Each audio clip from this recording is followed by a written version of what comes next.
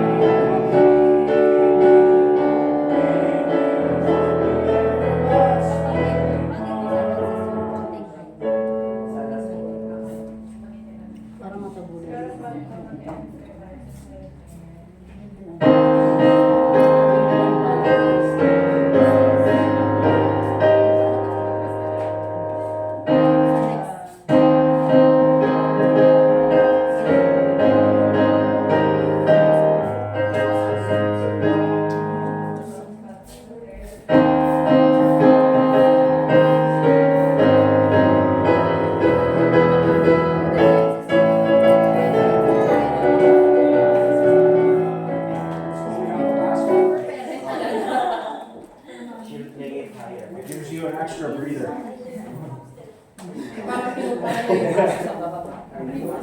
If you're out of breath from the first two verses, you can like fully breathe in and out twice before the third one.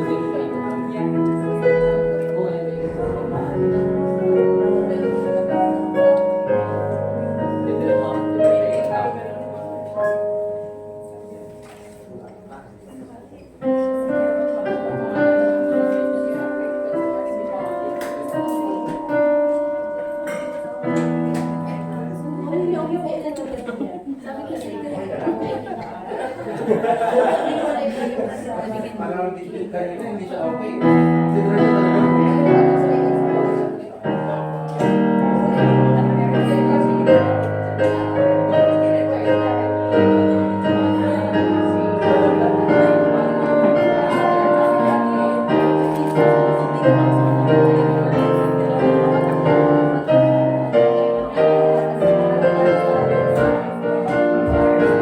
Okay, right, that's mga kapatid. Let's go ahead and start po. Good morning po sa ating lahat. Are you happy this morning? Say amen. Okay. Mother's Day natin ngayon, ha? So dapat as much as we can, let's try to anong tawag doon? Accommodate yung mga mothers natin. Alright? So tingnan nyo yung mga mothers sa tabi nyo at ngitian nyo nga sila. Para maging awkward yan. Ngitian nyo yung mga mothers. Yung mga mukhang mothers, wag na muna. Mga mothers lang, mothers. Okay? Alright. Okay, so let's go ahead and stand up mga kapatid. Tayo po tayong lahat. And magsimula po tayo by way of prayer. We'll ask po si Brother Larry for our opening prayer. Pagkatapos po niyan, Brother RJ once again will lead us in singing.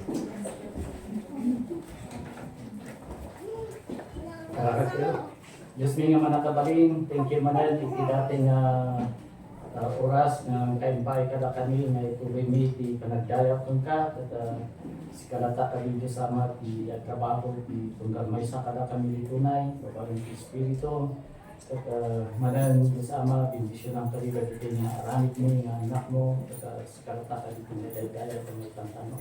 Jadi manting kami dawat ng karagat ka, tinaanak mo ni Jesus. Amen. Amen. That's the next natin mga kapatid. Kantahin po natin by Savior First of All. Page 46, page 46.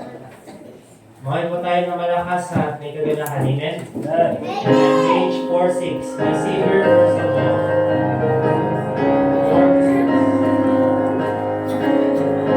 On the first verse, all together now. When my life work is ended and I cross the swelling tide, and the bright and glorious morning I shall see, I shall know my Redeemer when I reach the other side, and His smile will be the first to welcome me. I shall know Him, I shall know Him, and redeemed by His side I shall stand. I shall know Him, I shall know Him, by the brink of the day and sing His hands. Oh, the soul feeling rapture when I hear His blessed grace, and the laughter of His kindly beaming eye. How my full heart could praise Him for the mercy, love, and grace that prepared for me a mansion in the sky. I shall know Him, I shall know Him, and redeemed by His side I shall stand. I shall know Him, I shall know Him, by the brink of the day and sing His hands. Oh, the dear ones in glory, how they beckoned me to come, and our parting at the river I recall. To the sweet winds of Eden they will sing my welcome home, but I long to meet my Savior first of all. I shall know Him, I shall know Him, and redeemed by His side I shall stand.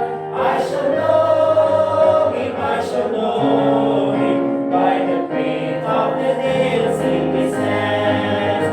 Through the gates, through the city, in a robe of spotless white, He will lead me where no tears will ever fall.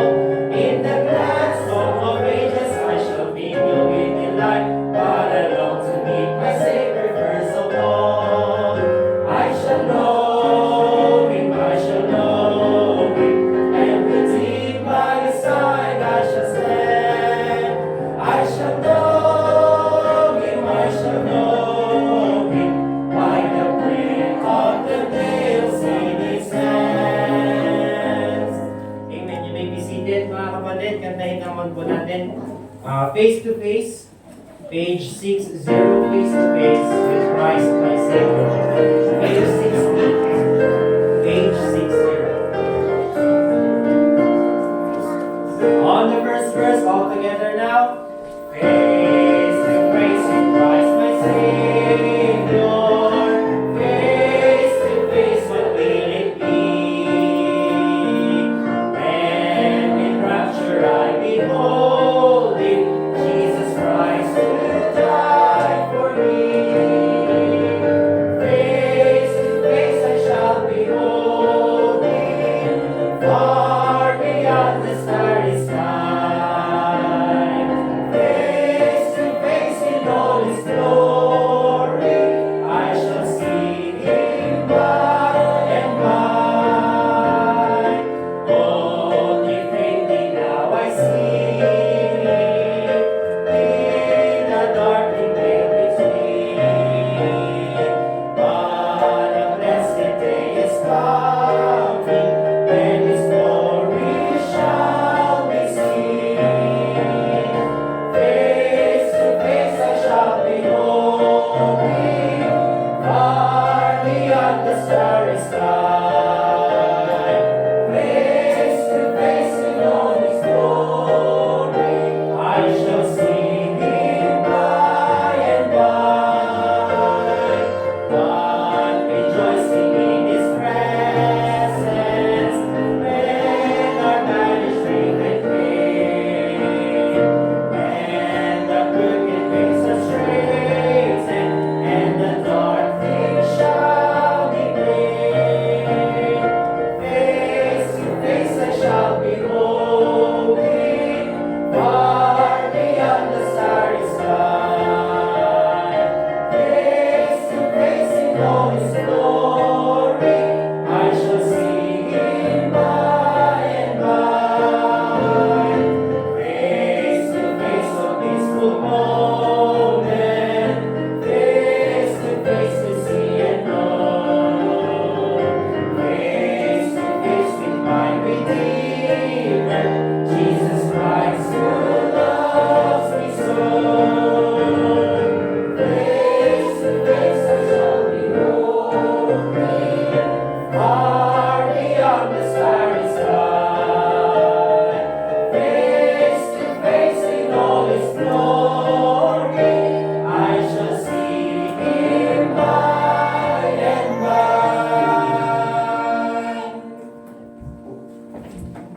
Amen. Once again, good morning sa ating lahat. And sa mga mothers po na kasama natin ngayong umagang ito, Happy Mother's Day po sa inyong lahat.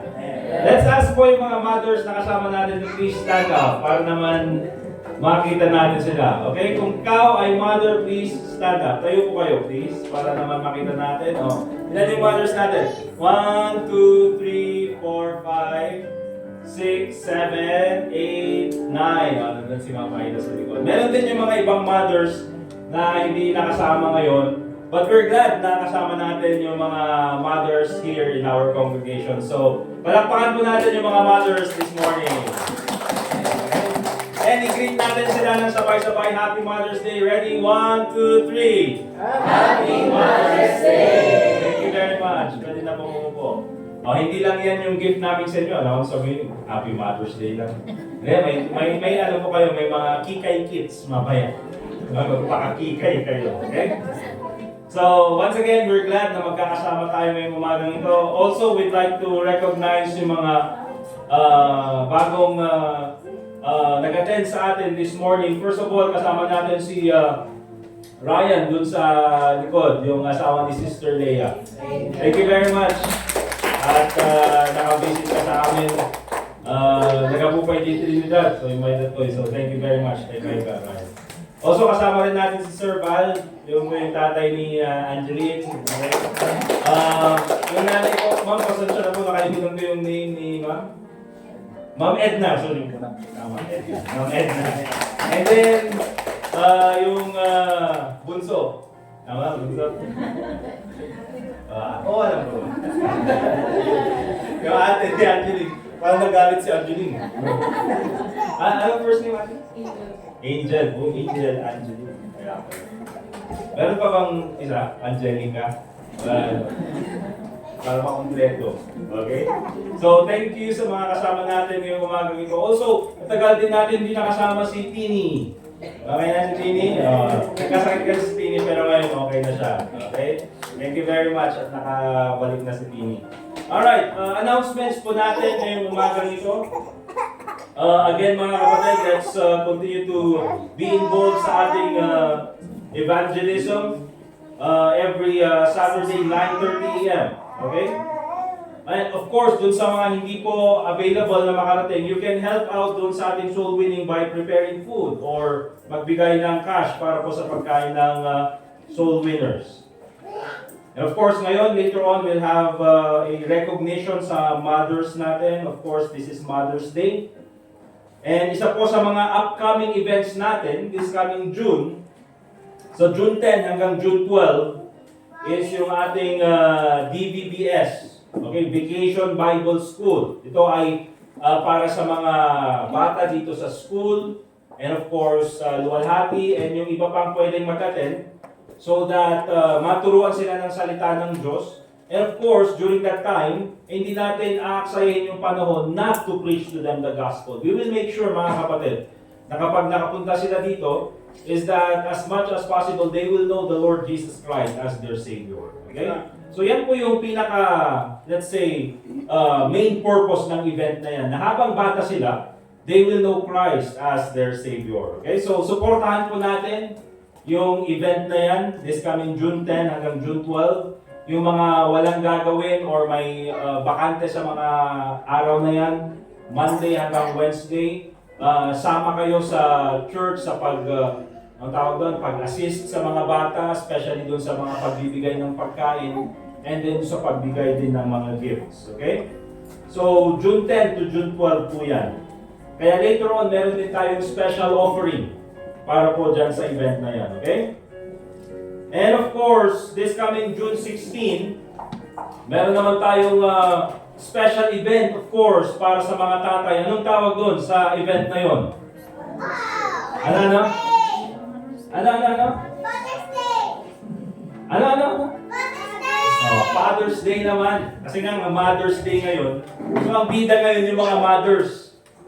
So, this coming June 16, yung mga fathers naman. So, we invite lahat ng mga tatay to come back this coming June 16. Hindi lang sa June 16, every other Sunday.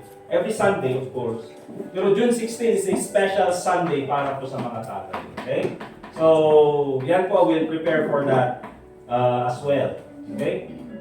Ano kaya, sa mga tatay, kasi may gift tayo sa mga nanay, siguro sa mga tatay, tayo na lang mag-beach niya. Sa mga tatay, tayo na lang mag-beach. Sa Damoy, mag-service na lang yung mga nanay dito, tapos tayo, punta tayo sa beach. Diba? Maiwan ka na lang, RJ. Kayo, ha? Nada kami, apan kami mo tag. Alright. Okay, so let's go ahead and get our Bibles, please. Tawagin natin si Brother Anthony. So read to us from the scriptures.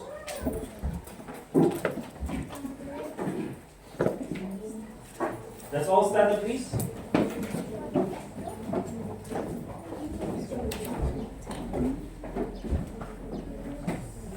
Please turn your Bibles to the book of Proverbs.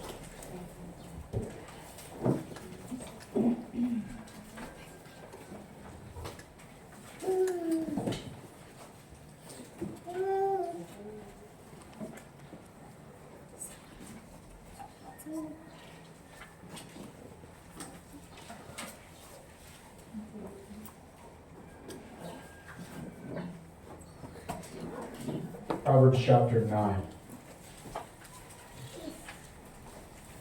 And follow along as I read. Wisdom hath builded her house, she hath hewn out her 7 pillars. She hath killed her beasts, she hath mingled her wine, she hath also furnished her table. She hath sent forth her maidens, she crieth upon the highest places of the city. Whoso is simple, let him turn in hither. As for him that wanteth understanding, she saith to him, Come, eat of my bread, and drink of the wine which I have mingled. Forsake the foolish and live, and go in the way of understanding. He that reproveth a scorner getteth to himself shame, and he that rebuketh a wicked man getteth himself a blot. Reprove not a scorner, lest he hate thee. Rebuke a wise man, and he will love thee.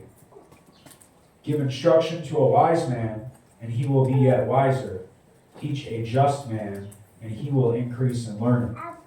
The fear of the Lord is the beginning of wisdom, and the knowledge of the holy is understanding. For by me thy days shall be multiplied, and the years of thy life shall be increased. If thou be wise, thou shalt be wise for thyself, but if thou scornest, thou alone shalt bear it. A foolish woman is clamorous, she is simple, and knoweth nothing.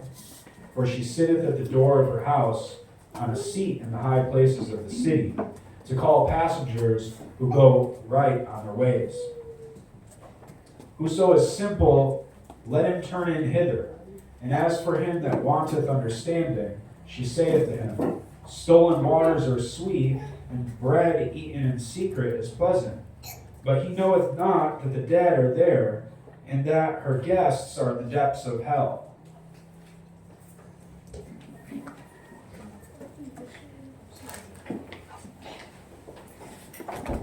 You may be seated, mga kapatid. Kantayin po natin. Leaning on the Everlasting Arms, page 147. Page 147. Leaning on the Everlasting Arms. 147. On the first verse, all together now. What a fellowship, what a joy divine, leaning on the everlasting arms. What a blessedness, what a peace is mine, leaning on the everlasting arms. Leaning on Jesus, safe and secure from all alarms. Leaning on the everlasting arms. Oh, how sweet to walk in this pilgrim way, leaning on the everlasting arms. Oh, how bright the path grows from day to day, leaning on the everlasting arms. Leaning, safe and secure from all alarms. Leaning on Jesus, leaning on the everlasting arms. What have I to dread? What have I to fear? Leaning on the everlasting arms. I have blessed peace with my Lord so near. Leaning on the everlasting arms. Leaning, safe and secure from all alarms. Leaning on Jesus, leaning on the everlasting arms. Amen. Pinasunod si Brother RJ Nag-change key siya. Okay, anyway mga kapatid, meron po tayong special number. We'll ask si Sister Wena later on. Ano na lang yung Bluetooth niya. Okay? But before tayo pumunta sa special number, nakalimutan ko rin palang sabihin na si Sister Rowena, kilala niyo naman si Sister Rowena, ba? Si Sister Wena yung kakanta. Si Sister Rowena doon. Si Sister Rowena, ito na yung kanyang last na Sunday. Hindi naman? Sa mundong ito? Hindi naman? Alam mo naman sa mundong ito? Bigla kasi naman. Hindi, kasi last na Sunday dito. Dito sa church natin. So nakasama na si Sister Rowena since last year, pero ngayon is pupunta siya sa Mindoro. Mukhang layo, di ba? And of course, doon siya mag-work. And at the same time, magre-review din siya para sa CPA. Di ba? CPA pala si ano? Magre-review for licensure. So, although mawawala siya dito sa church natin, but we'll continue to pray for her, especially yung kanyang review and then yung kanyang upcoming exam. Amen? But anyway, Sister Rowena, if ever nababalik ka dito sa Baguio City at ikaw ay mayaman na, huwag mong kakalimutan yung church namin. Okay? Okay. So mamaya, siya na yung mga siya na yung head ng Department of Budget and Finance. Kung biro. Diba? Hindi, so ipag-pray natin si Sister Rowena, and you are always welcome dito sa church. Okay, Sister Rowena? So mamaya, shake hands niyo siya, fellowship with her. Dahil baka ito na yung ating huling pag. Di naman. Okay? Okay na? Sige. Kaya bang acapella, Sister Rowena? Hindi. Baka may naka-connect na ibang phone. May naka-disconnect.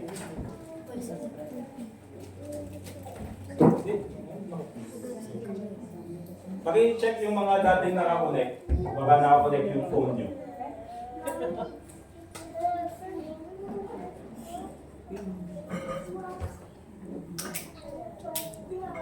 Ay, test. Pinatay.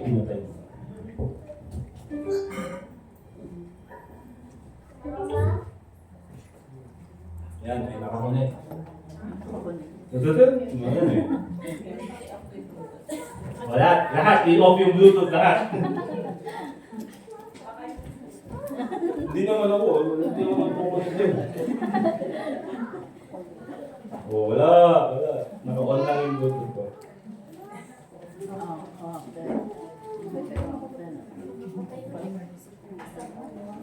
Sino ba yung last na kumanta? Si Jeline o Jeline? Baka na ko. Nakaw?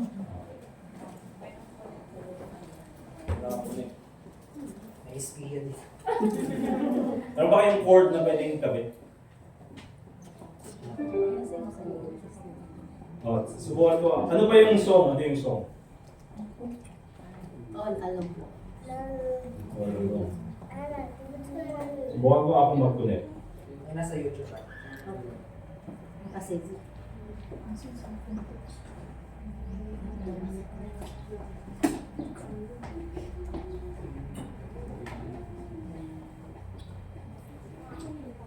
May nakakonect na?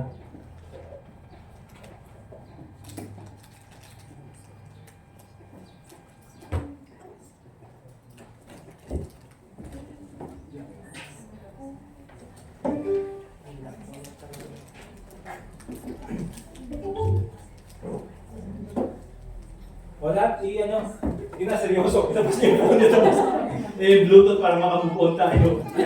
Patayin yung Bluetooth.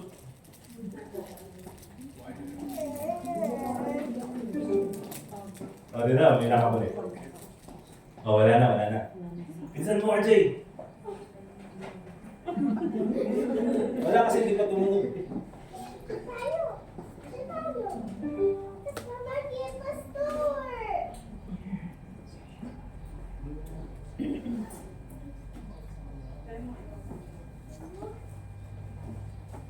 Wala, hindi na ako makakulit. Yan na.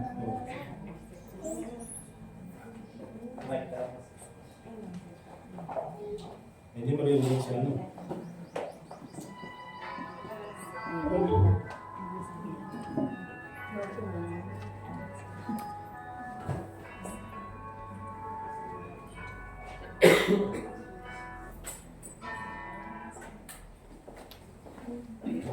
Ganyan na lang.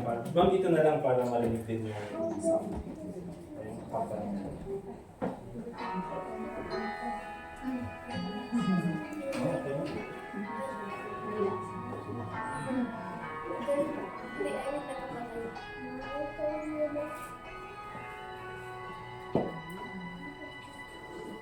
Time just drifts away, and as I look back on the years, memories of happiness and bitter tears. Through it all, there was a common thread that cannot be ignored. You were there, teaching me to be your servant, Lord. All alone, your hand has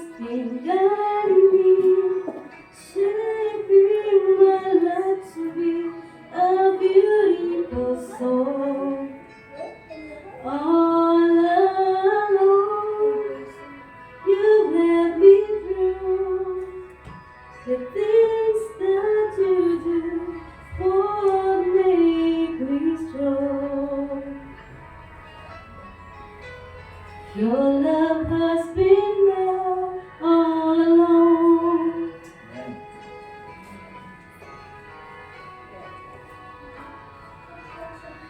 Every time in pain, have a reason of its own. Now I realize that I was not alone. The changing seasons of my life were not left out to change. Lord, I know you were working to fulfill your plan. All along, your hand has been guiding me, shaping my life to be a beautiful soul. All along, you led me through the things that you do would make me strong. Your love has been there all along. Tomorrow when I turn around and I look back at today, I will understand your purpose, and my thankful heart will say, all along, your hand has been guiding me, shaping my life to be a beautiful soul. All along, you've led me through the things that you do would make me strong. Your love has been there all along. Your love has been there all along.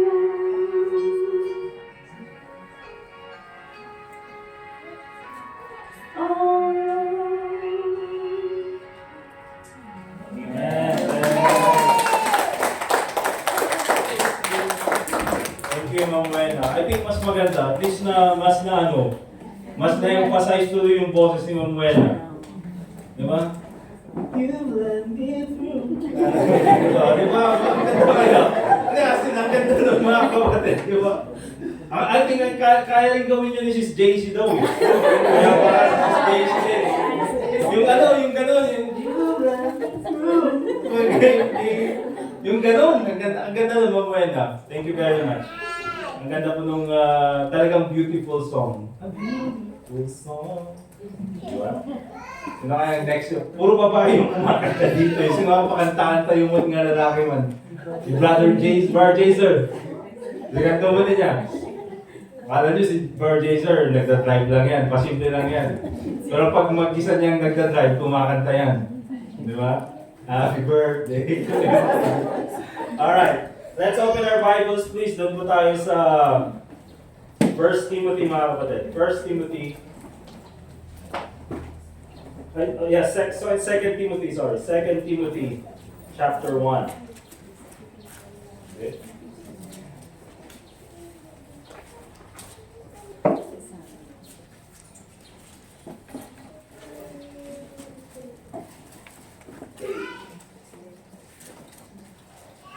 Second Timothy chapter 1, basahin ko po yung verse 5.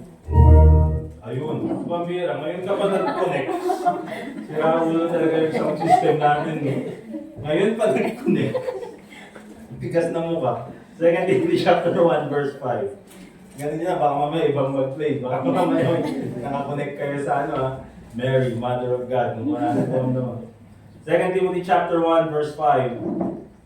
Ang sabi ng Bible, when I call to remembrance the unfeigned faith that is in thee, which dwelt first in thy grandmother Lois, and thy mother Eunice, and I am persuaded that in thee also.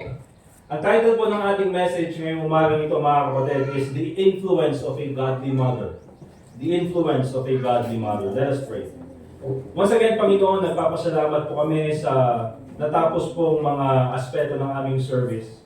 We thank you, dear Lord, sa napakagandang kanta na ginamit mo to prepare our hearts and minds as we listen to this message na papakinggan po namin ngayong umaga. We also thank you, dear Lord, for our brethren na kasama namin ngayon sa aming mga bisita.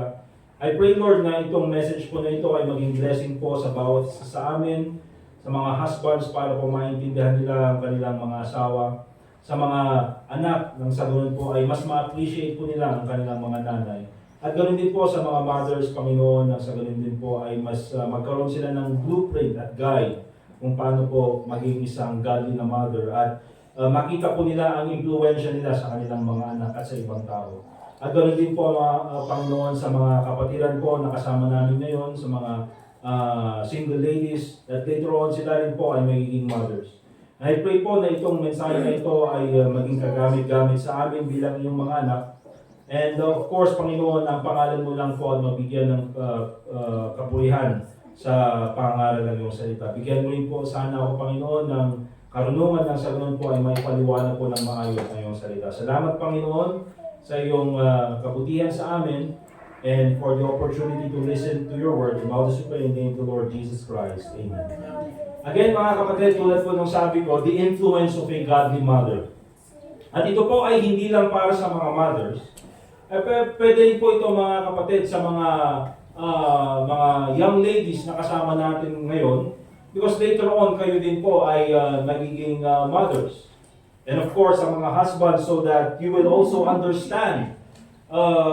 Of course, alam ko yung mga husbands, naiintindihan nyo naman ang yung mga asawa. But in a different perspective, mas ma-appreciate nyo at mas maintindihan nyo ang mga sakripisyo ng mga nanay sa ating paligid, especially your own wife. Okay? Now, let me ask you sa mga mothers this morning. Okay, sa mga nanay, how would you define motherhood in one statement? Paano mo bibigyan ng definition yung pagiging nanay sa isang statement lang? And probably, mga kapatid, sa bawat mother ay meron silang different definition of their motherhood. So meron tayong iba't ibang statements dito that I would like to mention as part of our introduction. Probably to some you will agree, probably to some you will not. Okay? But itong first statement na ito, first of all, motherhood is painful. Motherhood is painful. Sa mga mothers, sa mga tatay, huwag kayong mag-agree. Hindi nyo alam ko. Motherhood is painful. Oh, mothers, do you agree? Say amen. Motherhood is painful. Say amen. Motherhood is painful. O yun nga. The pains of childbirth. I mean, mahirap po mga anak. Nasubukan ko. Hindi. Nakikita naman natin, mga kapatid, doon sa mga, especially sa ating mga tatay, nung dinala natin yung asawa natin sa hospital, narinig naman natin yung sigaw nila. I mean, yung sila ay nanganganak. Ano sinisigaw nila? Kasalanan mo to! O, di ba? Hindi, talagang sumisigaw sila. Bakit? Siyempre, nasakit. Kakapsa. Okay? Because that's the pain of motherhood. Kahit na sabihin natin cesarean section, yung process ng panganganak. But even yung pag-heal ng sugat ay masakit pa rin. So when you say motherhood is painful, I believe that it's painful in the physical aspect ng panganganak. I mean, nandyan din yung postpartum depression. After nilang manganak, I mean, nawawala na yung mga hormones, biglang nagbabago yung hormones. And then sometimes it will cause depression sa isang nanay. Okay? There's also the pain of parenting. I mean, mahirap din sa mga nanay, of course, yung mag-alaga ng bata. I mean, hawak-hawak mo palagi yung anak. Okay? And then magpapadede ka. And then alagaan mo pa yung anak, yung isang anak. Or sometimes yung tatay na isang anak din, di ba? So there's the pain of parenting. Later on, you will have the pain of having unruly teenagers. Pag naging teenagers na, and then, later on, sasagot-sagot na. Diba? Linisin mo yung kwarto mo, ikaw maglinis sa kwarto ko. May mga ganun na mga bata. Okay, anong gagawin? Papaluin mo, but still, it's painful. Diba? Na, inalagaan mo ng matagal, pinanganak mo, tapos sasagutin ka lang ng ganun. Alright? There are times that you will have disagreements with your kids. And of course, there's the pain na later on, yung anak mo na inalagaan mo, ay magkakaroon na rin ng sariling family. And they will have to leave your family. Okay? So motherhood is painful. Also, motherhood is sacrificial. Mothers, do you agree? Say amen. Amen ba, mothers? Motherhood is sacrificial. Remember, yung mga nanay. Imagine, yung mga bagay na hindi mo na pwedeng gawin ngayon dahil meron ka ng anak. Or you have a child, or probably you have children. Okay? Of course, bilang isang nanay, you can no longer buy the things that you want for yourself. Meron kayong mga bagay na gustong bilhin para sa sarili mo, pero minsan hindi mo na magawa. Bakit? Kailangan mauna si baby. Kailangan mauna yung anak. Okay? Hindi ka na pwedeng bumili ng minsan yung mga clothes na gusto mo. Bakit? Kasi nga, kailangan unahin yung damit ni baby. Kailangan unahin yung uniform ng anak. Hindi mo na kayang bilhin. Hindi naman siguro kaya, but sometimes, hindi mo na binibili yung mga make-up na gusto mo. Bakit? Again, kailangan unahin yung gatas ni baby. Okay? So you have to sacrifice those things. You can no longer travel anywhere you like. Gusto mong pumunta sa ibang lugar, gusto mong pumunta, you hang out with other friends, but sometimes you can't do it. Bakit? You have to take care of the baby. Kailangan mong alagaan si baby. Of course, ito pa, your body is not like it used to be. Di ba? I mean, imagine yung katawan mo nung dalaga ka pa, tapos tingnan mo yung katawan mo ngayon, sasabihin, yung stretch marks, di ba? May mga stretch marks na. Ano yun, sabi pa ng iba, hindi ko alam kung totoo ito, after daw mga anak, mas madaling ginawin yung nanay. Tama ba? Si Angel kasi palaging giniginaw kahit kung hindi pa siya nanganak. Kami tignan din naman, walang, di ba? Ang tawag doon, papasok yung lamig, buto agad. Kaya madali siyang ginawin. Alright? But that's one of the effects, mga kapatid, ng panganganak. Okay? Nandyan din yung breastfeeding. Diba? Imagine yung mga nung single noon or nung hindi pa nanganak, talagang ingat na ingat yung pag-cover ng ano, pero pag nung nanganak na, kahit sa labas na lang tumabas pa. Padede lang ganun, di ba? Bakit? For the sake of the child. Okay? At lahat ng yun gagawin mo, mga kapatid, especially sa mga nanay, gagawin yun ng mga nanay for the sake of the child who looks like their husband. Diba? Gagawin nila yung mga bagay na yun para sa bata, para sa baby. Aalagaan nila yun sa baby na kamukha din naman nung okay? Kaya kung titignan po natin, mga kapatid, dito sa Bible, the love of a mother is the closest thing to the love of God.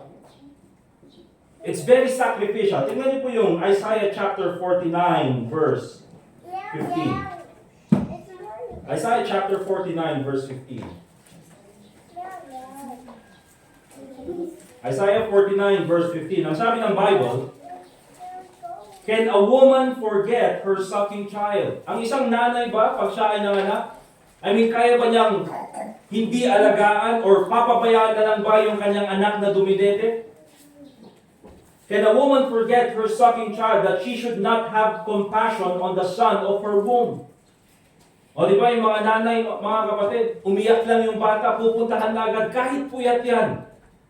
Kahit puyat, kahit pagod, pero pag umiyak si baby, babangon yan at pupuntahan si baby para lang magpadede. Anong sabi ng Bible? Yeah, they may forget. Because, again, mga kapatid, ganun po ang pag-ibig ng nanay. But still, it is not perfect. Bakit? Because in reality, mga kapatid, there are mothers who neglect the privilege of being a mother. Hindi nila, yung iba nga mga kapatid, nagkaroon na nga ng baby, pero anong gagawin? Papa-abort pa nila. I mean, yan po yung katotohanan sa panahon natin, mga kapatid. I mean, that's the truth.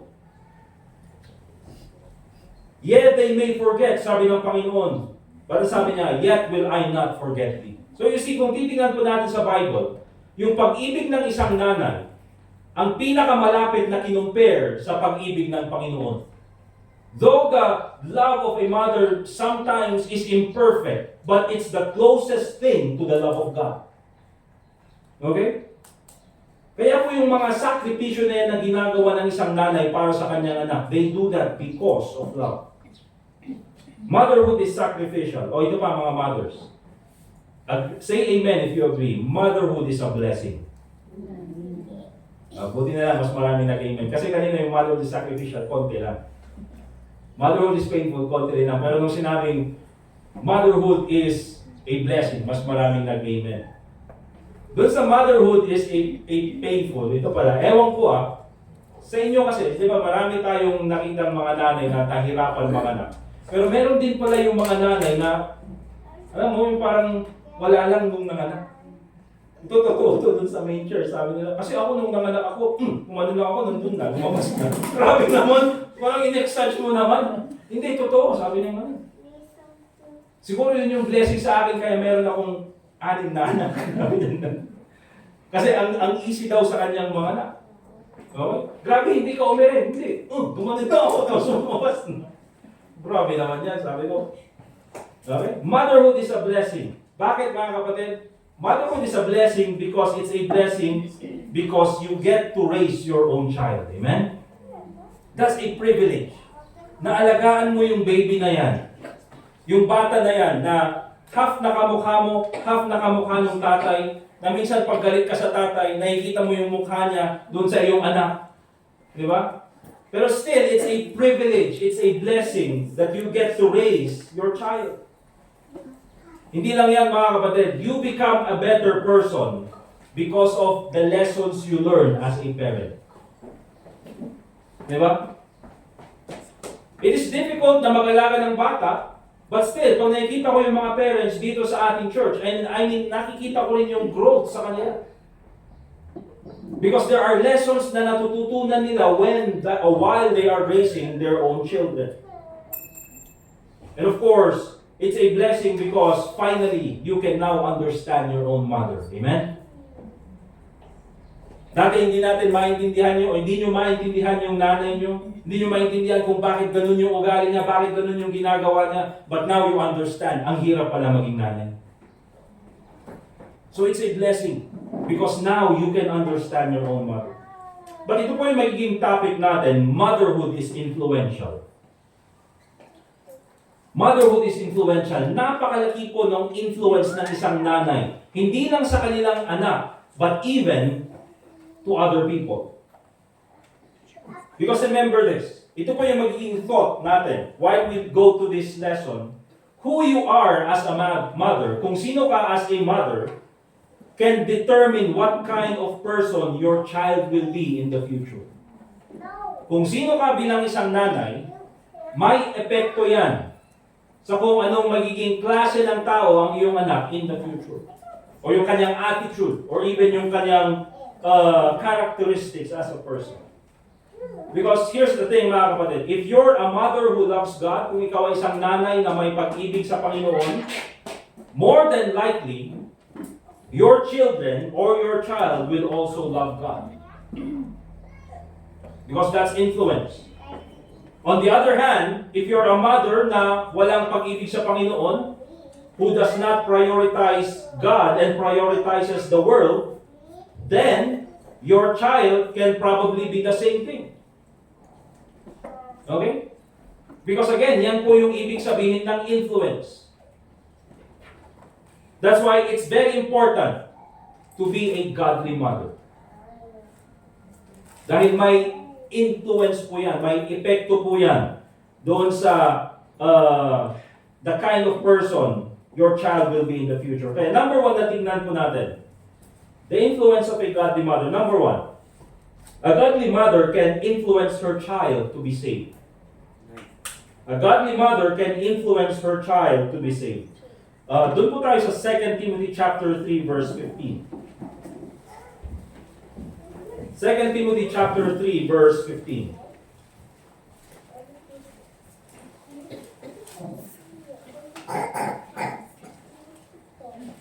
Ang sabi ng Bible, sabi ni Paul kay Timothy, and that from a child, by the way, yung binasa natin mga kapatid, is yung story po, yung magiging topic natin is yung story ni Eunice, yung nanay ni Timothy. Okay? Kung paano siya naging influential sa buhay ng kanyang anak na si Timothy. Okay? So sabi ni Paul kay Timothy, and that from a child, mula nung iyong pagkabata, thou hast known the Holy Scriptures. O bata ka pa lang, alam mo na ang salita ng Diyos, which are able to make thee wise unto salvation through faith which is in Christ Jesus. Mula sa pagkabata, itong si Timothy, naturuan na ng salita ng Diyos. Sino sa tingin nyo ang nagturo kay Timothy? Because this time, mga kapatid, makikita po natin, itong si Timothy probably ay wala na yung kanyang tatay. Maagang naulila sa kanyang tatay, kaya ang naging father figure niya is si Apostle Paul. Pero sino sa tingin nyo mga kapatid, ang palaging kasama ni Timothy at palaging nagre-remind sa kanya na magbasa ng salita ng Diyos? It's none other than his mother, si Eunice. Okay?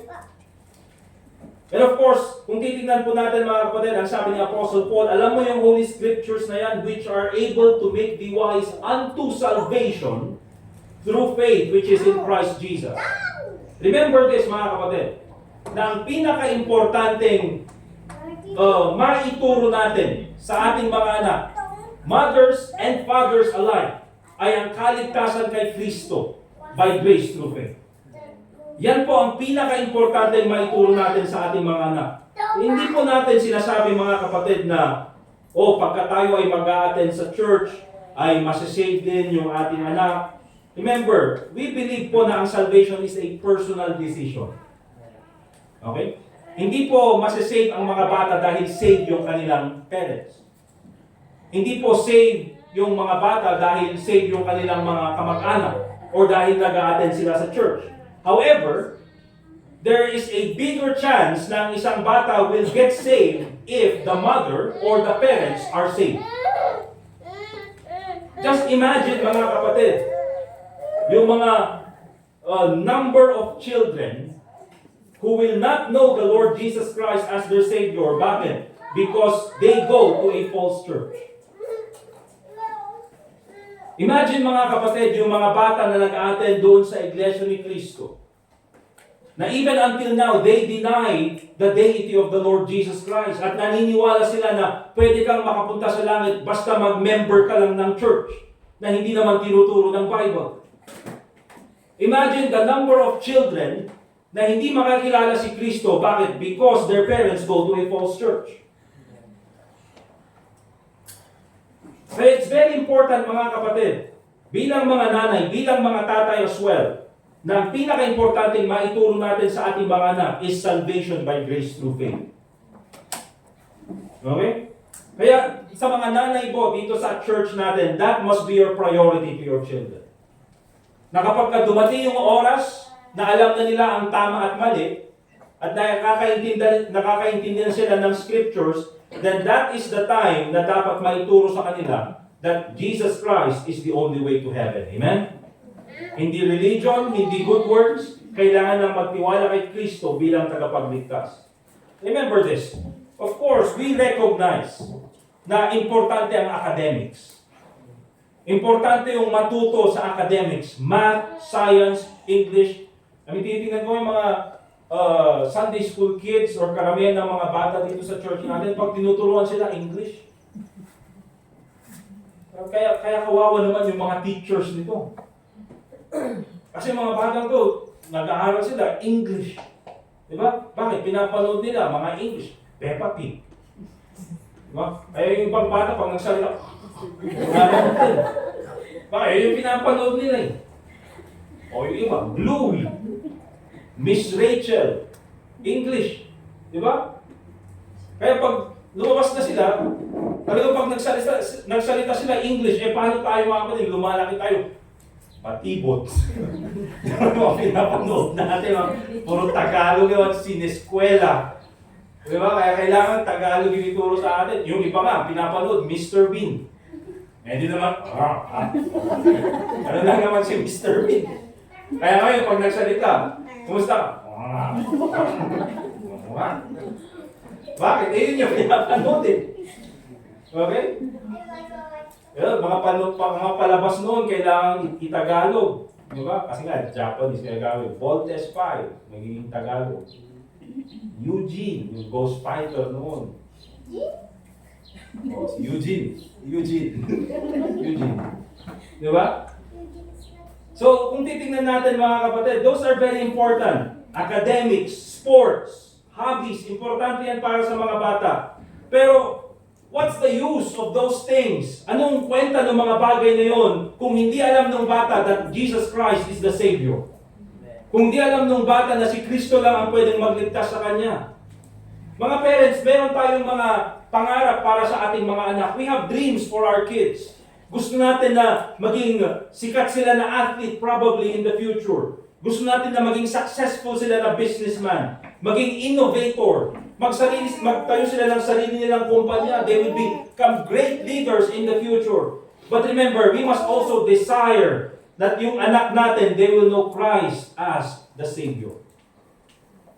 Yan po ang pinaka-importante mga kapatid. Let's go to Revelation chapter 20 verse 12. Revelation chapter 20 verse 12. Ang sabi ng Bible, sa Revelation chapter 20 verse 12, nung nakita ni John the Beloved, yung mangyayari in the future, especially doon sa lake of fire, anong nakita ni John? And I saw the dead, mananggaling sa impyerno, small and great, the Bible says, stand before God. Nakita ni John na may mga tao doon sa harap ng Diyos, na tumayo sa harap ng Diyos at sabi niya, small and great. At pag sinabi natin small and great, hindi lang yung mga tao na sikat at yung mga taong hindi sikat, but also small and great talks about yung kanilang physical stature. Okay? Small and great, ibig sabihin yan, both young and adults stood before God in the judgment. Kaya meron yung quote na sinasabi mga kapatid, there is a 0.0296% chance that your child will become a famous professional athlete. 0.02% chance. There is a 0.008% chance that your child will become a famous celebrity. O gusto mo yung maging anak mo katulad ni Manny Pacquiao? Huwag naman yung Manny Pacquiao, pero yung katulad na successful athlete na katulad ni Manny Pacquiao, there is a 0.02% chance na pwedeng mangyari yan. Yung anak mo, gusto mong maging sikat siya na famous celebrity, personality probably, there is a 0.008% chance na pwedeng mangyari yan. But here's the thing, there is a 100% chance, certainty, that your child will stand before God. So there are many important things sa buhay ng isang bata, but the most important thing is that makilala niya si Kristo bilang tagapagligtas. Amen po mga kapatid? So, are you sure that your child knows Christ as Savior? Of course, siguro sa mga hindi pa nakakaintindi, hindi pa nila malalaman yan. Okay? Because meron po tayong tinatawag na age of accountability. Ano yung age of accountability? Hindi po dati tayo naglalagay ng tamang age or exact age. But according to the scriptures, it's the time na yung bata nalalaman na niya ang tama at mali. That's the time that they should know the Lord Jesus Christ as their Savior. Remember this, hindi dahil pumupunta ka sa church, hindi ibig sabihin na yung anak mo ay saved na rin. Remember this, maraming mga Sunday school kids, lumaki sa church, lumaki sa Sunday school, lumaki sa isang Baptist church, but still, lumaki sila na hindi nila kilala si Kristo bilang tagapagligtas. That's why it's very important dun sa mga of course, sa mga Sunday school teachers natin, make sure na yung mga bata, they know the Lord Jesus Christ as their Savior. Amen? And most especially doon sa mga nanay. Okay? Now, kung hindi mo alam kung paano i-share yung gospel, you can ask me. Pakausapin ko yung bata. Or kung hindi naman, you can ask yung mga Sunday school teachers or yung mga ibang ladies dito sa church para gawin nila yan. Kasi mga kapatid, ako mismo bilang isang preacher, my parents did not share to me the gospel. Hindi po sila yung nag-share sa akin ng gospel. Hindi po yung tatay ko, at the same time, hindi rin po yung nanay ko. Okay? But at a very young age, I trusted the Lord Jesus Christ as my Savior. Very young. Okay? Bakit? Because from a child, I was taught the Bible sa mga different Baptist churches that we attended. Okay? So one way or another, mga kapatid, my parents, my mother, ganoon din yung aking tatay, had an influence on my salvation. Hindi po sila yung nagligtas sa akin, it is Christ who saved me. But because they brought me to a church that preaches the right gospel, then I learned the Lord Jesus Christ is my Savior. So remember mga kapatid, a godly mother can influence her child to be saved. Amen? Yan po yung pinaka-importante. Secondly, a godly mother can influence the faith. Or a godly mother can influence her child's faith. Faith, mga kapatid. Baka sabihin niyo, faith yung sinasabi ko. Nabulol na naman ako. A godly mother can influence her child's faith. Okay? Doon po tayo sa 2 Timothy chapter 1 verse 5. Yung sa binasa po natin.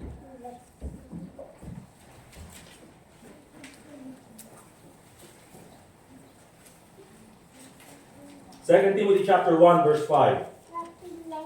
The Bible says, "When I call to remembrance the unfeigned faith that is in thee, which dwelt first in thy grandmother Lois, and thy mother Eunice, and I am persuaded that in thee also." So, probably mga kapatid, itong si Lois, and then itong si Eunice, okay? And a very young Timothy, ay sila yung mga first converts of the Apostle Paul. Nung siya ay pumunta sa Lystra. Yan po yung lugar kung saan lumaki si Timothy. And according kay Paul, kaya nga itong si Paul, nakita niya kung paano yung spiritual growth ni Lois at ganoon din ni Eunice. At nakita niya yung growth din ni Timothy. Kaya sabi niya, yung pananampalataya na nasa iyo, nakita ko yan sa iyong mga magulang at sa iyong lola. So according to Apostle Paul, the sincere faith of Timothy, yun po yung ibig sabihin ng unfeigned, sincere. Walang pagkukunwari. The sincere faith of Timothy was seen first in his grandmother and mother. Ibig sabihin yan, yung lola ni Eunice, o yung lola ni Timothy, si Lois, and his mother, Eunice, had an influence on the faith that he had. Okay? Again, pag sinabi natin unfeigned faith, it means sincere faith. Not hypocritical. Okay? How can Timothy have this kind of faith? I mean, hindi naman natin pwedeng kulit, ito yung faith ko, anak. Yan ha, kainin mo yan. Hindi naman pwedeng ganun. Pero bakit nagkaroon ng ganung pananampalataya si Timothy na sinabi ni Paul, unfeigned, sincere, walang pagkukunwari? Bakit mga kapatid? Because he saw it from the example of his mother. Nakita niya sa example ng kanyang nanay. Remember this. Children learn from instruction and example. Ang mga bata ay natututo through instruction and example. Instruction and example. Kailangan minsan palaging magkasama yan. Kailangan kasi minsan sa bata, hindi mo lang sabihin yung instruction, kailangan ipakita mo rin. Like for example, mga kapatid tayo, yung mga house chores, paghugas ng pinggan, pagwawalis, pagluluto. Minsan karamihan sa kabataan natin, natutunan na natin yan. Pero hindi yan tinuro sa atin by instruction lang. Ang ginawa ng mga magulang natin, they taught us by example. Amen? Ano sasabihin nila? For example, instruction lang, ganito anak, ganito ang maghugas. ganito gawin mo. Paano ba maghugas? Kung sa sa 100. Diba? Ganito gawin mo. Dapat, prepare mo yung sabon as much as you can. Linisan mo muna ng tubig yung mga plato, yung mga pinggan, yung mga baso, lahat ng yan para mawala lahat ng mga stains. Okay? And then after that, sabunan mo na isa-isa. And then later on, tsaka mo na lang banlawan. Pwede mong gawin yan. But it's more effective kapag anong gagawin mo. Ganito anak ko, tignan mo ganito yung gagawin mo muna. Gasan mo muna yan. Tagalin mo muna yung mga dumi. Tagalin mo yung mga stains. Okay? And then later on, ito na, sabon na, makita mo. So lahat ng yan, you will show it by example. Nang sa ganun ay matutunan niya. Yung pagwawalis, kailangan mong ipakita kung yung tamang paraan ng pagwawalis. Bakit? Kapag sabihin mo na, walisin mo yung anak. Later on, ang winalisan niya lang yung sa gitna. Di ba? Later on, ang wawalisan lang. Kaya nga, di ba, dati, kailangan ipakita sa amin. Kasi pag kami inutusan na magwalis, sabi nga nung nanay ko, ang winawalisan mo lang yung nakikita. Dapat yung hindi rin nakikita. Nakikita. Yung pala, ibig sabihin nun, kailangan i-move yung upuan, i-move yung table para walisin din doon sa ilalim. Okay? So, kailangan gawin lahat ng mga bagay na yun. So, remember mga kapatid, the things that we learn from instruction and example from our parents. Because it would be hypocritical mga kapatid, na sabihin natin sa ating mga anak ko, go to church. But at the same time, tayo naman hindi pupunta ng church. How would they learn to go to church kung tayo mismo ayaw natin pumunta ng church? Di ba? Nandun yung instruction to go to church, pero nakikita nila yung example. And remember mga kapatid, yung mga toddlers na yan, itong mga bata na ito, okay, they are very observant. Ino-observe nila kung sincere tayo dun sa mga sinasabi natin. At kung hindi tayo sincere sa sinasabi natin, hindi nila gagawin. Bakit ang sasabihin nila? Si mami nga, hindi niya ginagawa yun. Di ba? So if you want your child to have sincere faith, then be a mother or be a parent with sincere faith. Amen? Love God, and your child will learn to love God. Love the church, and your child will love the church as well. Of course, if they refuse to obey your instruction because you're the parent, kailangan mong ipakita yung authority. Kaya nga dyan pumapasok mga kapatid yung discipline and training. Okay? Hindi nyo kasi naiintindihan, preacher, talagang ang tikas ng ulo ng anak ko, talagang ayaw niyang pumunta ng church. Di paluin mo. Di ba? Di paluin mo siya. Ang sabi mo, mas malaki siya kaysa sa akin. Kaya nga dapat sinimulan mo nung bata pa siya.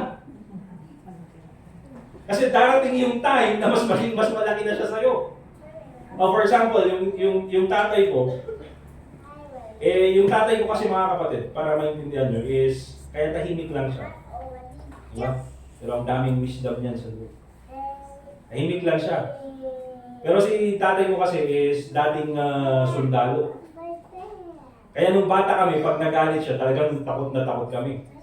Bakit? Napanood namin yung Rambo, mga kapatid. Alam namin yung ginawa ni Rambo sa kanyang mga kalaban. Okay? Kaya nung bata kami, takot kami pag galit si Papa. And then, dyan yung discipline. Pag hindi sumunod, talagang didisiplinahin. Okay? And until such time, mga kapatid, na nung high school ako, medyo mas malaki na ako sa kay Papa. Mas malaki na ako. Pero even nung high school ako, and nung college ako, and even until now, dahil mas malaki naman talaga ako kay Papa eh. But you know what mga kapatid, nung high school, college, there are times na hindi niya ako kailangang pagalitan. There are times na hindi niya ako kailangang saktan. Bakit? Because dinisiplina niya ako nung bata pa ako. And there are times mga kapatid na, sabihin na natin siguro na there are times na excessive yung pagdidisiplina. Okay? But you know what mga kapatid, we are thankful, kami ni Joshua, yung aking kapatid, and yung aming bunso na si Grace, we are thankful na didisiplina kami. Even in an early age. Bakit? Because at least, nailagay kami sa tama. Okay? And sabihin natin, baka kasi masobran ko yung aking pagdidisiplina, baka kasi biglang mas lalo nang magrebelde. Well, mas lalo magre-rebelde kung hindi mo didisiplinahin. Okay? At buti pa na may ginawa ka kaysa naman wala kang ginawa. Kaya dyan po pumapasok mga kapatid yung discipline and training. Look at Proverbs chapter 22 verse 6. Proverbs chapter 22 verse 6. Napakagandang verse po nito. Proverbs chapter 22 verse 6. Ang sabi ng Bible, train up a child in the way he should go, and when he is old, he will not depart from it. Train up a child in the way he should go, and when he is old, he will not depart from it. The Bible says, train up a child. It is important to train children. Turuan yung mga bata. Bakit? Because habang lumalaki yung mga bata, mas mahirap silang i-train. Diba? That's why, bata pa lang, you have to train them the things that they need to do. Kung ano yung priority nila. Bata pa lang, sabihin na natin sa kanila, i-prioritize natin sa kanila that it's very important to love God. Okay? Pero here's the question. Sabi ng Bible, train up a child in the way he should go, and when he is old, he will not depart from it. Bakit may mga Kristiyano na lumaki naman sa church, tinuruan naman ng tama, godly parents, but still, they depart. Diba? Marami naman tayo nakikita dyan mga kapatid, na lumaki sa church, tinuruan ng tama, Sunday school kid, very faithful ng bata, pero dumating yung time na umalis sa church. Here's the answer to that mga kapatid. Remember this. Ang isang bata, later on, they will become adults. When they become adults, they make their own decisions. Amen? They make their own decisions. Of course, when they have their own family, they have to make their own decisions. But remember this, as long as yung bata na yan, whatever the age, as long as nandyan pa yan sa poder ng magulang, they have to obey their parents. But there comes a time na of course, yung bata na yan magkakaroon ng sariling pamilya, they will become adults, they make their own decisions. And probably there will come a time that they will stop coming to church. But here's the thing, they can never escape the truth na tinuro mo sa kanila. Anong ibig sabihin niya? Yes, there will come a time na hindi na sila pupunta sa church probably, magbabackslide sila, lalayo sila sa Panginoon, lalayo sila sa church, pero itong makikita natin mga kapatid, deep in their minds, they know that what they're doing is wrong. Because in a young age, itinuro sa kanila that they have to come to church. They cannot escape the truth of the things that we have taught them. Okay? So yan po yung ibig sabihin mga kapatid ng train up a child in the way he should go. Yes mga kapatid, we train them to come to church, we train them to love God, but there will come a time that they will make their own decisions. They will be influenced by the world. Pero pag tinuruan mo sila ng tama, they will never escape the truth that you taught them. Kahit saan sila mapunta, in a young age, you taught them Jesus Christ is the only way to heaven. Even if they backslide, kahit mapunta sila sa mundo, they will never escape the truth that Christ is the only way to heaven. Let's go to Matthew chapter 19, verse 13, mga kapatid. Matthew chapter 19, verse 13.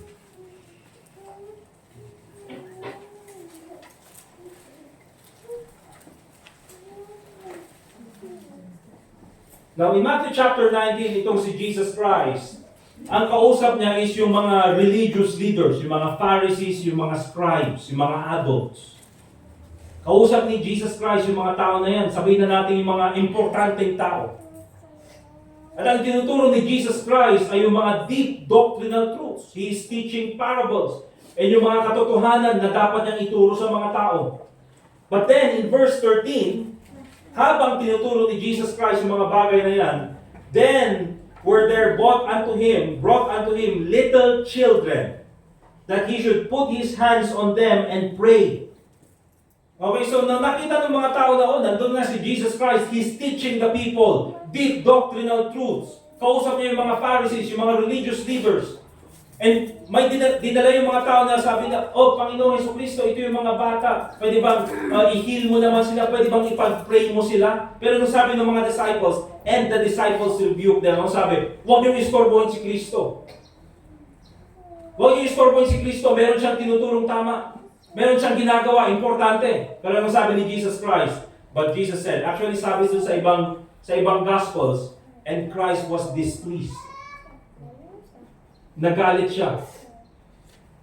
Bakit? Kasi hinarangan yung mga disciples, yung mga bata.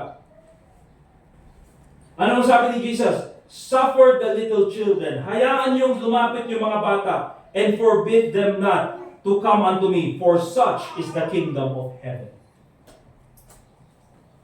Kaya mga kapatid, huwag po tayong magalit or huwag po tayong mairita when there are toddlers and even children who misbehave at church.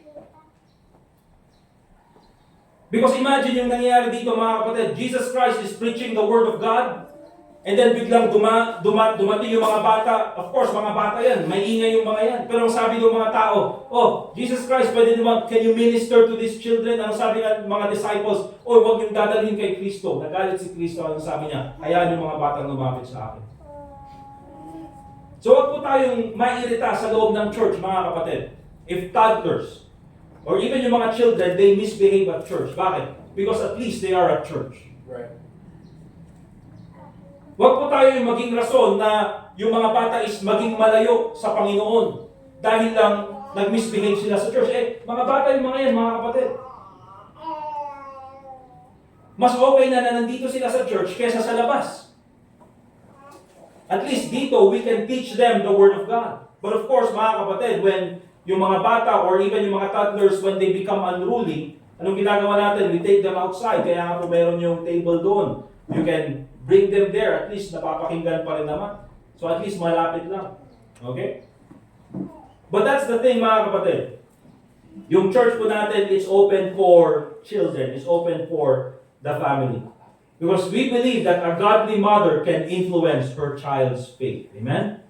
Amen. You want your child to be a person, magkaroon ng sincere faith katulad ni Timothy, then become a mother with sincere faith. And lastly, mga kapatid, ito po yung panghuli. A godly mother can influence countless people through her child. A godly mother can influence countless people through her child. Let's go to Philippians chapter 2, verse 19.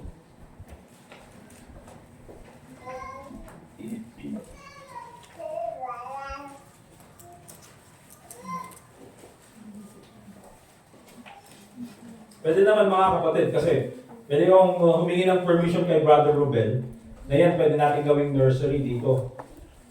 Diyan, no? Di ba? Kasi yan, pwede naman ano yan, may butas.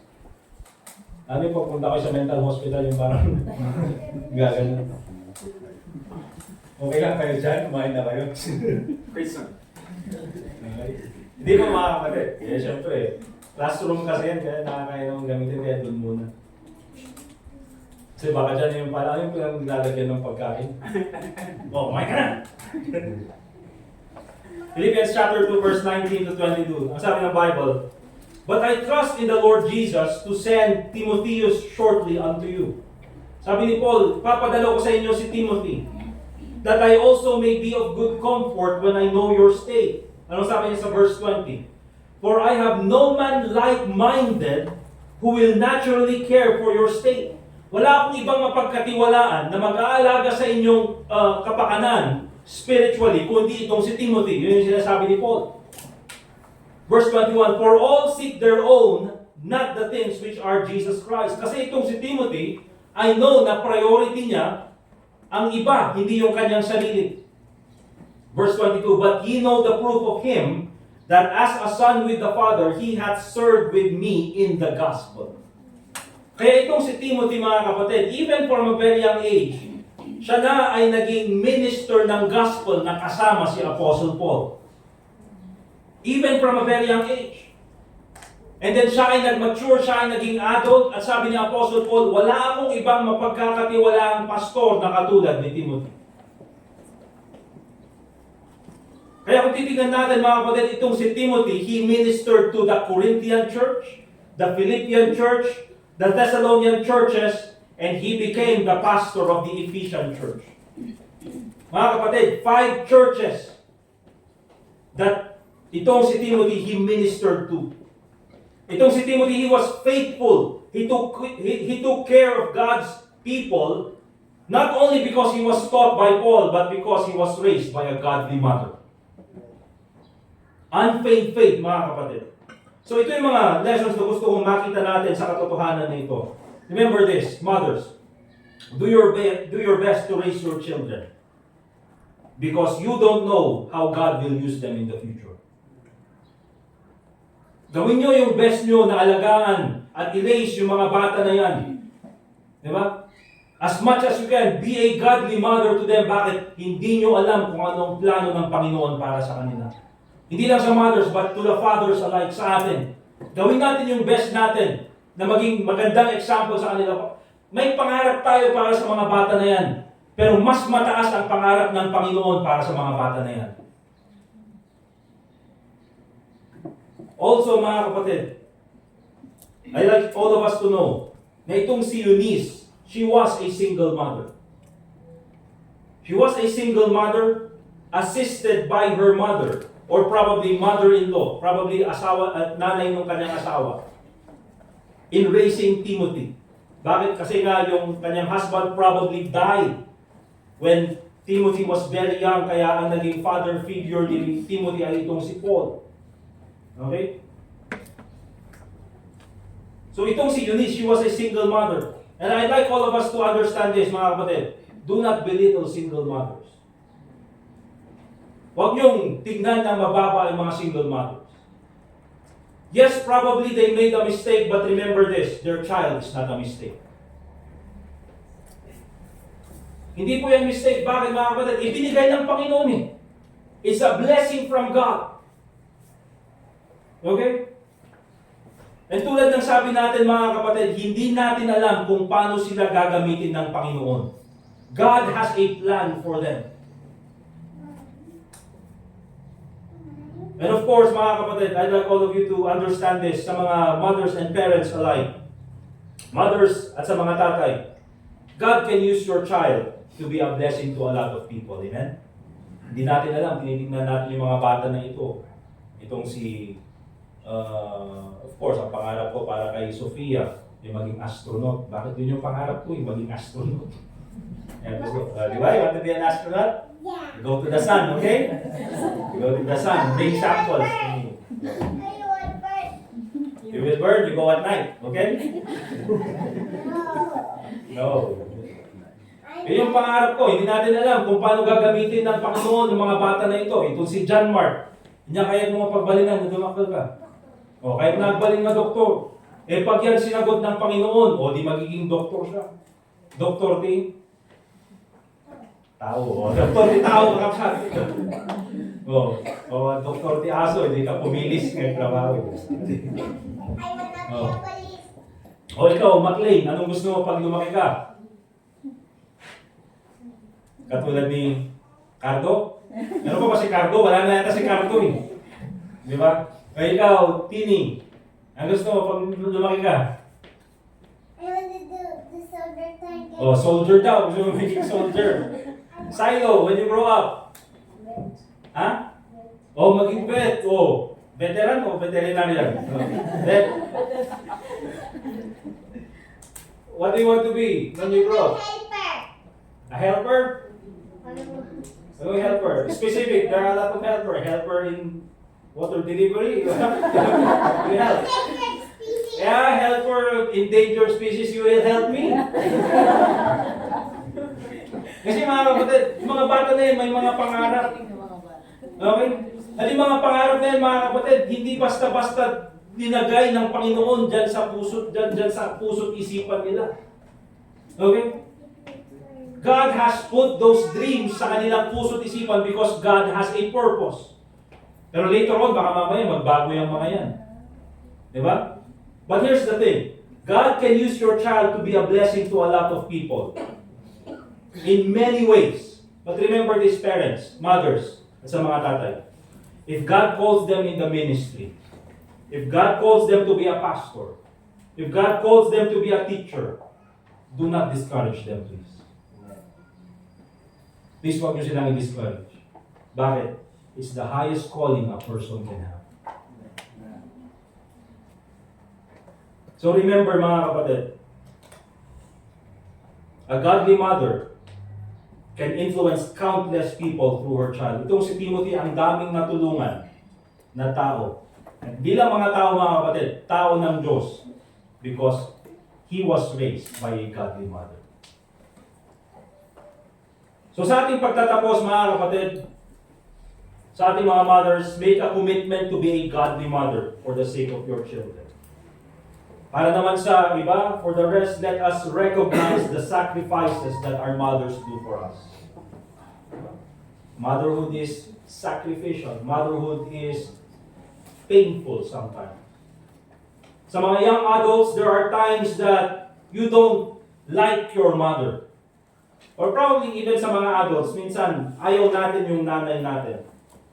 Or galit tayo sa kanila. But we have to understand na kahit sila meron ding mga pinagdaraanan na hindi natin naiintindihan. Personal battles that we don't understand.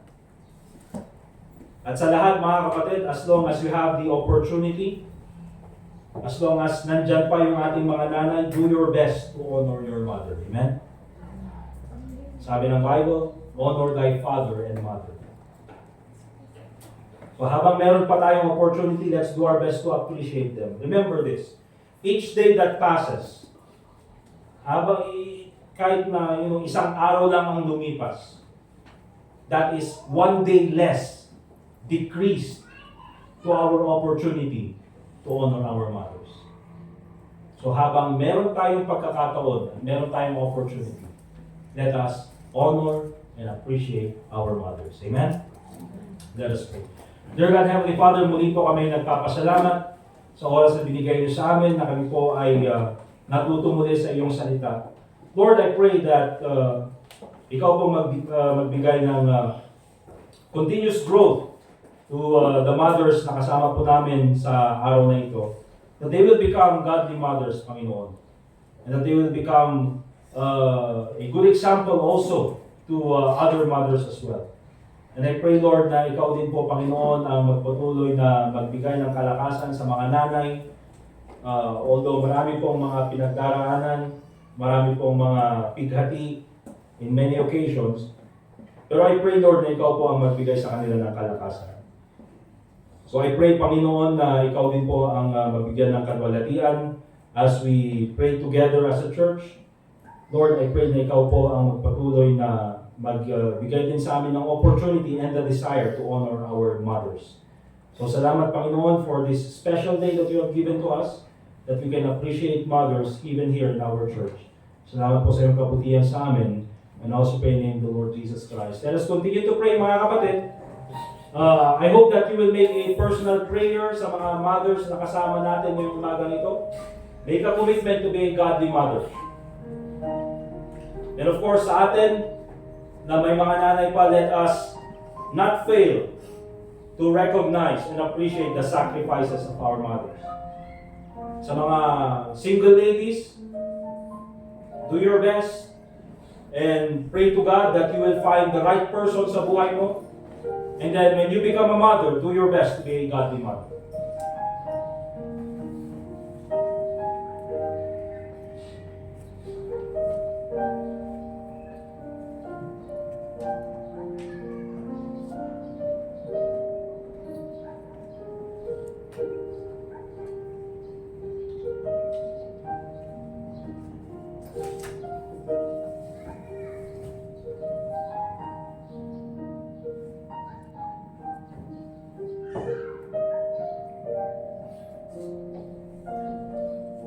Dear God, Heavenly Father, once again, we thank you for this time na pwede po kami manalangin.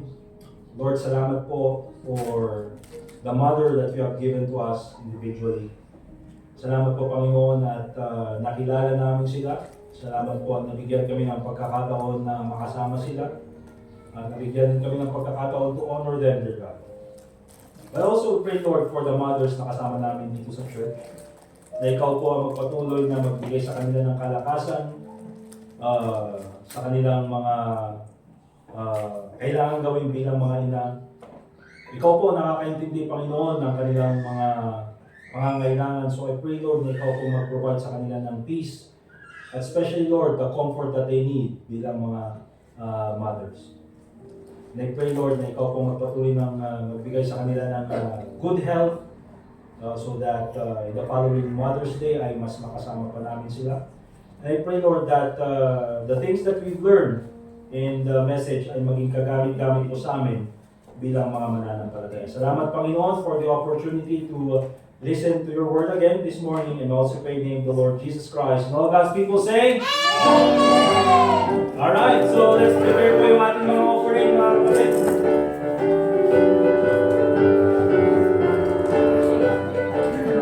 And we'll have time to honor the mothers and appreciate the mothers this morning. Okay?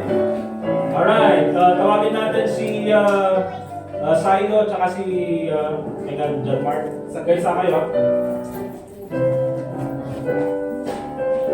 We'll ask me, Sir Hector, kabalit the offering, sir. Offer for in prayer. Birthday, sir, second to the closing prayer.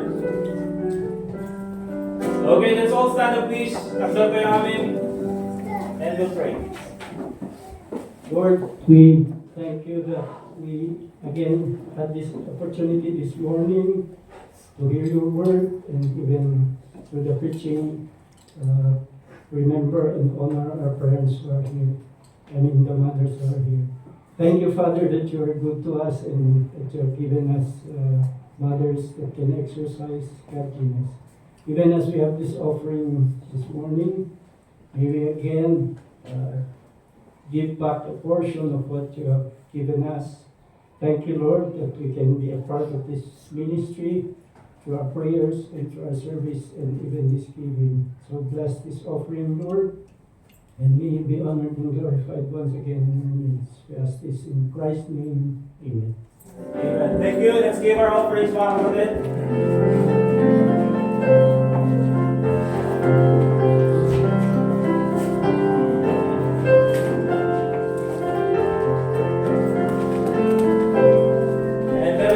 Special offering for our DBBS. Okay, so kung meron po kayo mga extra, ilagay po natin dito sa offering plate at magagamit po para sa pagkain and materials for our upcoming DBBS this coming June 10 to June 12. Brother RJ, ikaw na lang.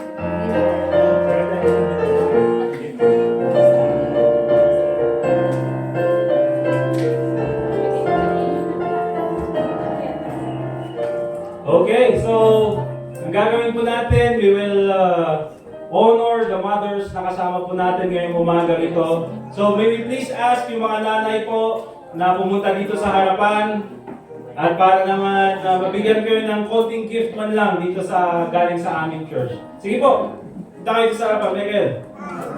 Okay, bibinayin kayo. May kayo mga godly mothers. Come here in front. Okay. Yan, sige, sige dito. 1, 2, 3, 4, 5. Dali po kayo, dali na kayo. Mamaya na, may kayo.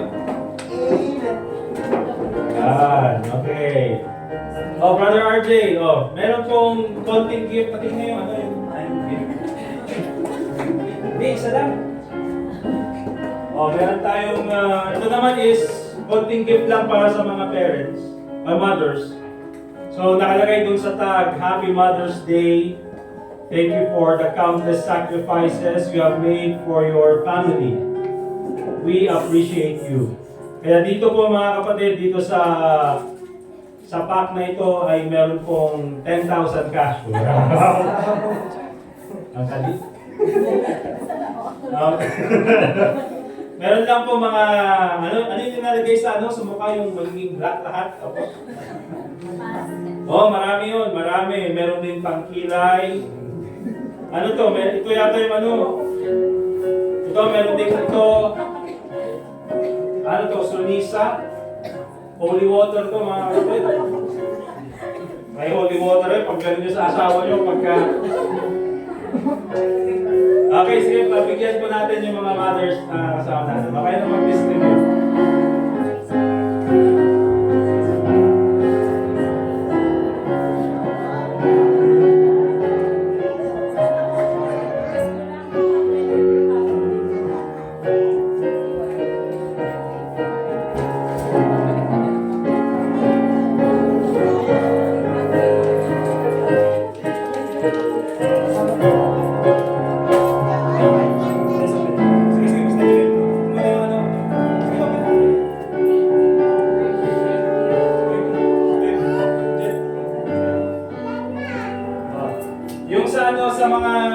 Yung pamaypay mga kapatid, nag-decide kami na hindi na lang ilagay. Kuha na lang yung gusto. Bakit? Guminaw na eh. Wala na masyado. Pero kung gusto nyo, kuha kayo. Kaso meron dyan nung may tatak na Spider-Man. Ipalit nyo na lang pag nakuha nyo yung Spider-Man. Dapat ang ginawa natin, alam mo, meron pa rin yung chargeable na yung fan. Diba? Sino ako ng Spider-Man? Yan. Yung iba. Bagay nyo. Okay? Remain lang dyan yung mga yung mga nanay. Okay? Marami yan. Yung mga, si Sisley. Sisley, meron sa kanya. Sino pa yung mga mother na hindi natin kasama ngayon? Si May. Si May, si Sister Day, sino pa? Si Sister Mary Ann. Okay, tatlo. Ayun yung bibigyan natin. Pero this time, of course, bumili din tayo ng mga dining set, kitchen set, Automatic washing machine. Di pala set. Okay? Para mga maliliit lang na appliances. Kasi ipaparaffle natin. Kaya yung mga name tag nyo, may mga numbers Naku po. Kaya kung sino yung mga mabubunot, sila yung mabibigyan. Una ibibigay natin is itong payong na ito.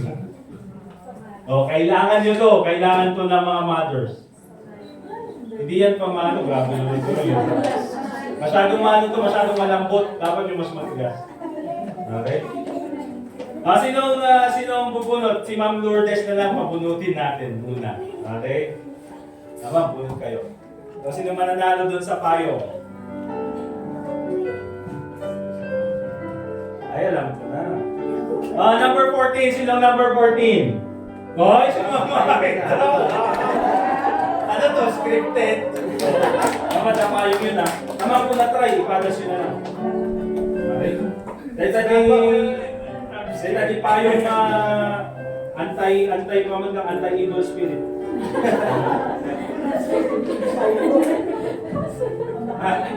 Meron naman tayong hair straightener and curling. Sino kayo makakuha dito? Pwede ito sa pansit. Ma'am Aida, sikat yung pili. Sino nanalo? Number 6. Ano yan? 6 or 9? Ano? 6. Number 6. Sino ba yung number 6? Sino number 6? Walang number 6? Isa pa. Hindi kasi 20 yung nilagay natin. Hindi kompleto yun.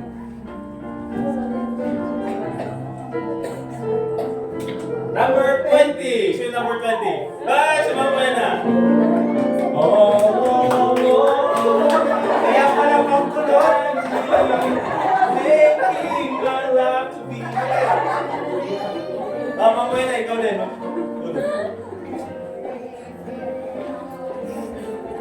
Taas yung boses ni Ma'am Wendy. 17. Oh, number 17. Para naman dito sa... Ito pala, hair blower. Oh, hair blower. Number 17. Sino number 17? Wala.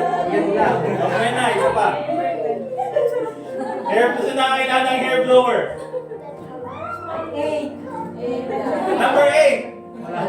Wala din number 8. Oh, number 8. Dahil isa pa mamaya na. Mga malas pala, malas.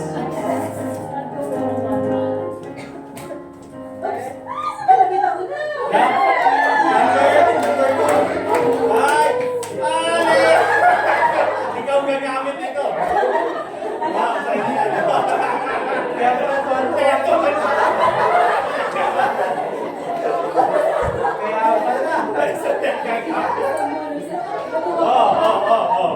Ito pa, meron pa kita. Mama. Meron naman tayo, water kettle. Sino na? Si Ma'am Lourdes ulit kasi ikaw yung ano. Water kettle. Number 15. Sino number 15? Wow! Kapag katabi kayo, kaya...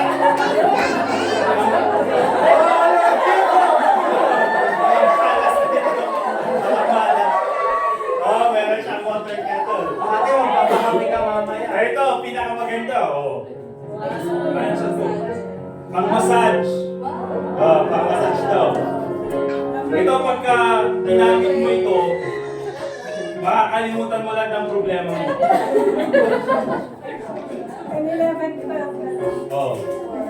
Joni. Ito na yung last, sorry. Ito na yung last.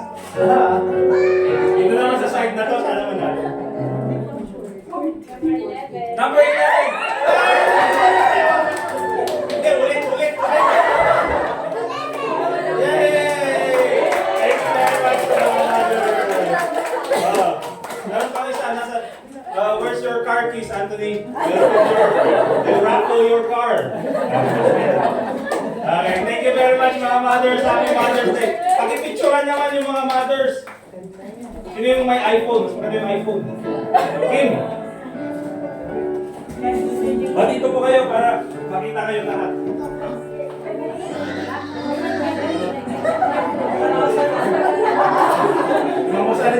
Imam Musari pang masahe ni Jason.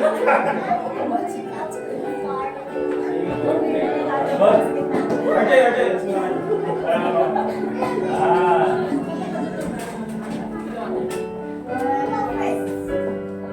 Happy Mother's Day. Okay, Happy Mother's Day. Happy Mother's Day.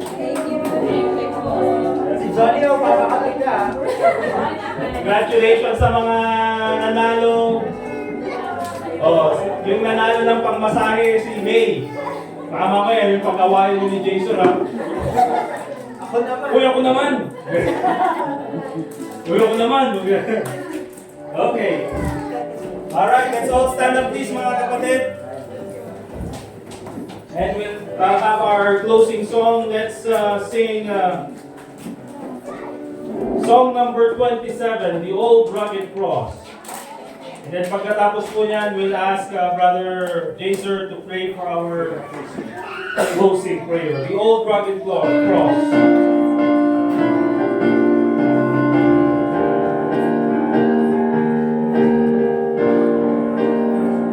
Alright, all together on the first stanza. All